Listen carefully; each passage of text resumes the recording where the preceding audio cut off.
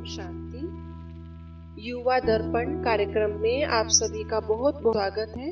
आज का हमारा विषय है प्रॉब्लम्स आर बेस्ट असाइनमेंट। हमारी लाइफ में प्रॉब्लम्स का क्या रोल है, हमारी लाइफ में प्रॉब्लम्स आती ही क्यों है और एक साथ आकर के हमें झकझोर के क्यों चली जाती है। कभी कभी तो ऐसा लगता है कि प्रॉब्लम्स कभी खत्म ही नहीं होंगी, एक के बाद एक, जैसे सारी प्रॉब्लम्स ने आके अकेले हमें ही जकड़ लिया हो, ऐसा लगता है। जब एक साथ प्रॉब्लम्स हमारी लाइफ में आती हैं, तो जाहिर तौर पे हम में से किसी को भी अच्छा तो नहीं लगता, लेकिन ये प्रॉब्लम्स हमें वो दे के जाती हैं, वो दिखा के जाती हैं, जो इल्यूजन्स हमने अपने मन में पाले हुए होते हैं, ये उन सभी भ्रमों के पर्दे हटा करके जाती हैं, ऐसे ब्रेक करके जाती हैं जो और कोई भी बात ऐसी अहम भूमिका हमारे जीवन में नहीं निभा सकती। ये सुनने में हमें बिल्कुल भी अच्छा नहीं लगता,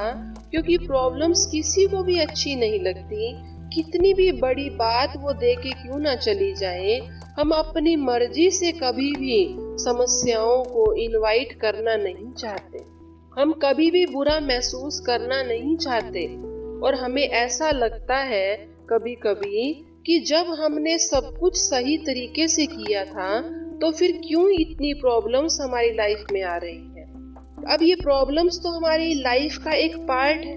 ये प्रॉब्लम्स तो हमने इतना एक्सपीरियंस दे करके जाती हैं, हमारी आंखों से वो पर्दे जब हटा के चली जाती हैं, तो ये प्रॉब्लम्स अल्टीमेटली हमें खुद से ही मिला देती हैं। हमें ये पता चल जाता है कि वास्तव में हम इस दुनिया में क्यों आए हैं, हमारा क्या रोल है। कोई भी समस्या अपने आप में बड़ी नहीं होती, लेकिन जैसे एक कमजोर व्यक्ति को जरा सा मौसम परिवर्तन होते ही कोई ना कोई बीमारियां आके घेर लेती हैं, इसी प्रकार से जब हम कमजोर हो जाते हैं, तो हर एक बात हमें अपनी कैपेसिटी से बड़ी लगने लग जाती है। हर रोज जो आप जिंदगी जीते हैं, किसी भी दिन आप ये एज्यूम नहीं कर सकते कि आज मेरा सामना किसी समस्या से नहीं होगा। प्रॉब्लम कोई भी हो सकती है, छोटी भी हो सकती है, बड़ी भी हो सकती है, सिंपल भी हो सकती है, तो बहुत कॉम्प्लेक्स भी हो सकती है, लेकिन प्रॉब्लम्स तो आएंगी ही।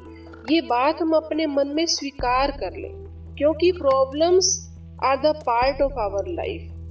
एक बार एक व्यक्ति एक संत महात्मा के पास जाता है और कहता है कि महाराज, मैं तो समस्याओं से तंग आ गया हूँ, मुझे इनसे छुटकारा पाना है। तो वो संत महाराज उनको एक स्थान पर ले जाते हैं, एक सुनसान जगह की ओर लेके चलते हैं, कहते हैं मेरे पीछे पीछे आ जाओ। वो व्यक्ति उन महात्मा जी के पीछे पीछे जाता है, तो महात्मा जी जाकर के शमशान घाट के पास उनको ले जाते हैं। वो व्यक्ति हैरान हुआ उनको देखता रहता है। तो वो महात्मा जी उस व्यक्ति को लास्ट में जाके कहते हैं कि बेटा, तुम चाहते हो समस्या तुम्हारे जीवन में ना आए, तो इस स्थान पर जाके लेट जाओ। व्यक्ति हैरान हो जाता है कि महाराज, ये आप क्या कहते हैं। तो वो संत कहते हैं कि हाँ, यही वो जगह है।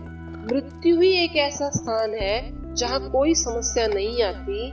जब तक आप जीवित हैं, जब तक जिंदा हैं, तब तक समस्याएं तो जीवन में चलती ही रहेंगी। जैसे एक जीवित व्यक्ति की हार्ट बीट का जो ग्राफ होता है, वो हमेशा ऊपर नीचे होता है। जो सीधी लाइन होती है वो तो डेथ को इंडिकेट करती है। तो इसी प्रकार से समस्याएं जो हमारे पास आ रही हैं, वो आ ही इसी ले रही हैं क्योंकि आप इतने स्ट्रोंग हो जो उन्हें हैंडल कर सकते हो।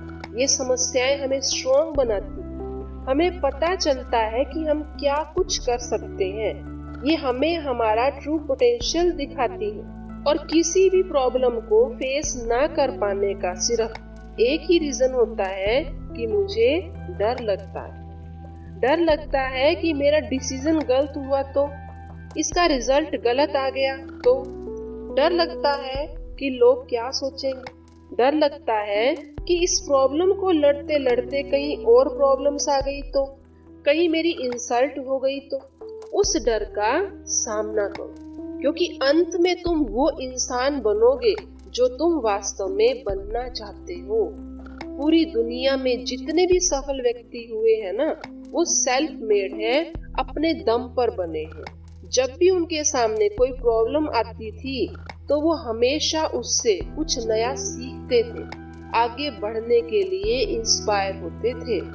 जितनी ज्यादा तुम्हारे आगे प्रॉब्लम्स आएंगी, तुम्हारी विल पावर उतनी ही स्ट्रॉन्ग बनेगी, तुम उतने ही ज्यादा स्ट्रॉन्ग बनोगे। इसलिए कभी भी अपनी प्रॉब्लम से डरो मत, अपनी प्रॉब्लम से इंस्पायर होना सीखो।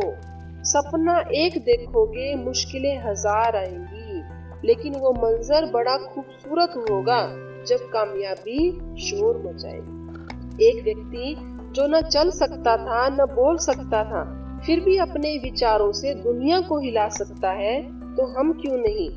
वो थे स्टीफन हॉकिंग। एक आदमी जो 9 साल की उम्र तक ठीक से बोल भी नहीं सकता था, वह इतना बड़ा वैज्ञानिक बन सकता है, तो मैं क्यों नहीं। वे व्यक्ति थे एल्बर्ट आइंस्टाइन। अपनी स्ट्रॉन्ग डिटर्मिनेशन पावर से उन्होंने उस मुकाम को हासिल किया, चाहे उन्हें कितनी बार भी हार का सामना करना पड़ा, लेकिन उन्होंने जीवन में कभी भी हार नहीं मानी। सफलता को पाने की जिद ही हमें सफलता दिखाती है। इलेक्ट्रिक बल्ब का आविष्कार करने वाले थॉमस एडिसन को कितनी ही बार असफलता का सामना करना पड़ा, लेकिन उन्होंने क्या कहा कि मैं 10,000 बार फेल नहीं हुआ, लेकिन मैंने 10,000 वो तरीके सीखे जिनसे बल्ब नहीं बन सकता। तो कितना पॉजिटिव एटीट्यूड है। हमें भी अपनी प्रॉब्लम्स को लेके कभी भी नेगेटिव नहीं होना चाहिए। अक्सर हमारे जीवन में कठिन परिस्थितियां आती रहती हैं। हम चाहते हैं हमें उनका मुकाबला ना करना पड़े, लेकिन वास्तव में कठिन परिस्थितियां हमें तराशती हैं और हम कुछ नया करने के लिए तैयार हो जाते हैं। उस मंजिल के हम अपने करीब आते जाते हैं। कैसे? तो एक उदाहरण से हम समझते हैं। एक बार एक मूर्तिकार मूर्ति बनाने के लिए 2 पत्थर ले आया। एक पत्थर को छेनी हथौड़ी लेकर मूर्ति बनाने लगा। तभी पत्थर जोर जोर से रोने लगा, मुझे छोड़ दो, मुझे छोड़ दो, मुझे बहुत दर्द हो रहा है, मुझे कोई मूर्ति नहीं बनना। तो उस मूर्तिकार को भी दया आ गई और उसने वह पत्थर छोड़ दिया। अब वो दूसरे पत्थर को उठाकर छेनी हथौड़ी लेकर मूर्ति बनाने लगा।